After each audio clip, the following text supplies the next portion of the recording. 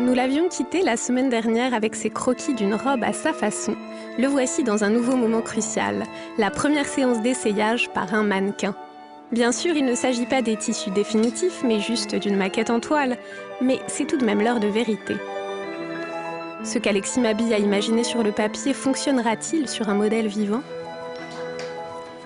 Bonjour.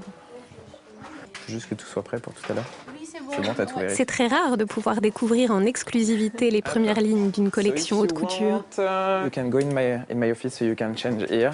Et on va la laisser tranquille parce que comme elle va se changer. And we'll go outside. On va commencer par la robe avec le... directement. Si tu peux lui emmener, mais comme ça tu lui passes. Et peut-être regarde les paddings, parce que je pense qu'on va avoir besoin de mousse. Ils sont vers ton bureau ? Ouais. Alors, les paddings.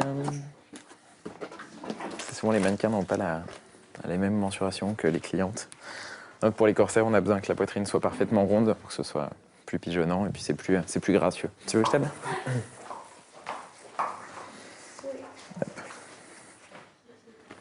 Ça, c'est une pièce qui va être un corset après, donc il y aura des œillets. Il faut avoir de la poigne.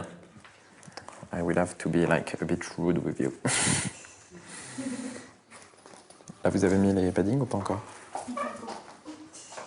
Tiens, passe-moi l'épingle.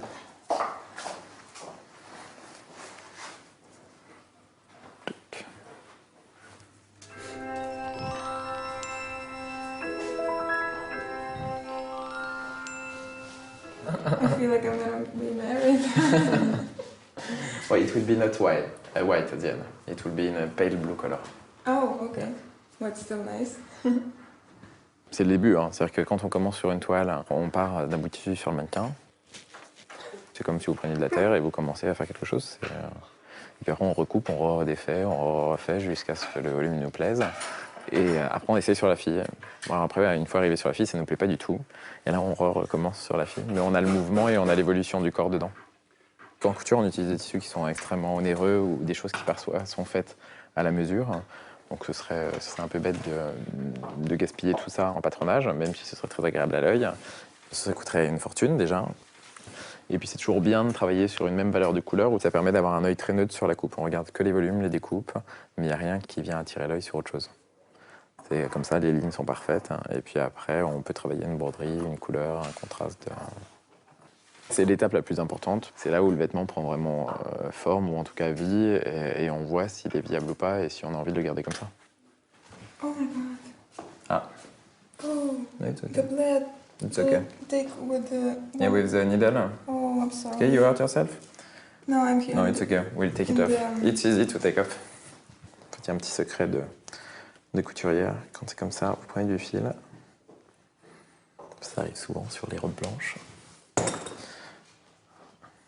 You have to do that with your... Yeah. Get it. Everything. Yeah. And normally, actually there is a lot of blood, but normally it's working. It's okay your finger? Yeah. Et quand c'est des petites touches de sang comme ça, en fait, on met de la salive sur du fil. Et les couturières font ça dans l'atelier et ça attaque son propre sang. Votre propre salive attaque votre sang. On va filer ça. Naturally like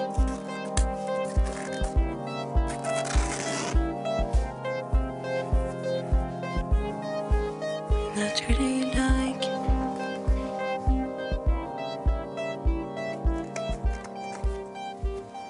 Comme sur la petite robe, en fait, c'est plus joli pour que le nœud soit un petit peu plus gras en mouvement. On va encore donner un petit peu de...